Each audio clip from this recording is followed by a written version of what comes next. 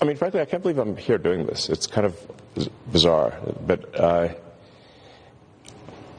kind of think that we've got this enormous federal budget deficit, and it's a $2 trillion deficit. It keeps growing. Our interest payments are higher than our Defense Department budget.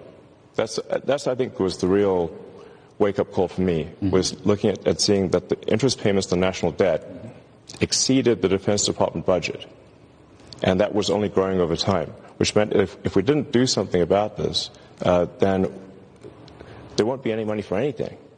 We'll just be servicing debt. And you know how to read an income statement, and you know how to read a balance sheet. You've had some business experience. I'm kidding, but yeah, you know about this stuff. Yeah, I mean, really, I just don't want America to go bankrupt. So it's a call to action. You're hearing a call to action. Yeah. You giving up your other stuff? I mean, how are you running your other businesses? With great difficulty.